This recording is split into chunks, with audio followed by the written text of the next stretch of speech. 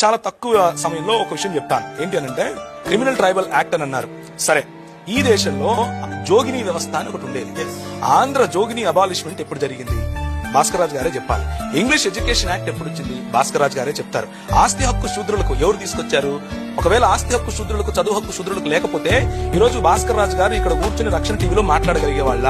ఎవరు తెచ్చారో సమాధానం చెప్పాలి. రైట్ టు ఎడ్యుకేషన్ ఎవరు తీసుకొచ్చారు? ఆయన డాక్టర్ అయ్యారుగా, ఎలా అయ్యారు? ఒక వైద్యుడు, ఒక చోరుడు ఇద్దరు సమానం అని చెప్పేటటువంటి సనాతన ధర్మం ఇక్కడ. రైట్ టు ఎడ్యుకేషన్ ఫర్ శూద్ర అని చెప్పేటటువంటి ఈ యాక్ట్ 1913 ఎక్కడ? ఈ రెండిట్లో దేని వల్ల మీరు డాక్టర్ అయ్యారు? మీరు సమాధానం చెప్పాలి నాకు. స్లేవరీ అబాలిష్మెంట్ యాక్ట్ ఎవరు చేశారు?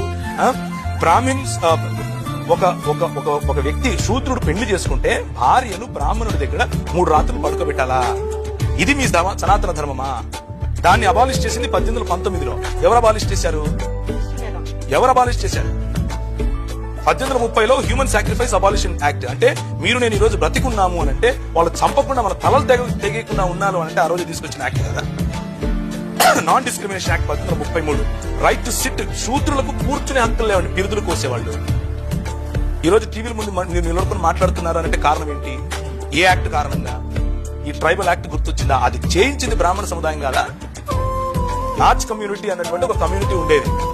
మన బడుగు బలహీన వర్గాలకు, దళిత సహోదరులను వాళ్ళు అర్ధనగ్నంగా లేకపోతే పూర్తి నగ్నంగా దేవాలయాల ఎదుట డాన్సులు చేయించేవాళ్ళు. ఇంతవరకు మన రెడ్డి గారు చెప్పారు అనమాట. అంటే భజన చేసేటటువంటి కళాకారులు ఉన్నారు అని.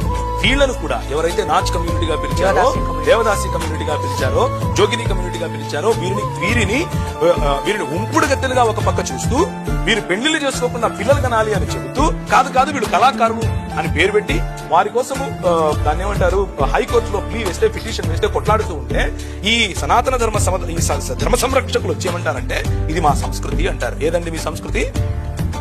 మా ఆడవాళ్ళను అర్ధనగ్నంగా చేసి నాట్యం చేయించడం మీ సంస్కృత? అది కాపాడటం కోసం మీరు నిలబడతారా? దానికి వ్యతిరేకంగా పోరాడితే బ్రిటిష్ వాడు క్రైస్తవుడైపోయాడా?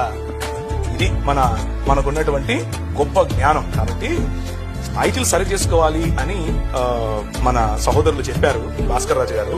నేను కూడా ఒప్పుకుంటున్నాను. ఎందుకు అనంటే, టైటిల్ సరి చేసుకోకపోతే సనాతన ధర్మం చేసింది ఏమీ లేదు అని తెలిసిపోతుంది.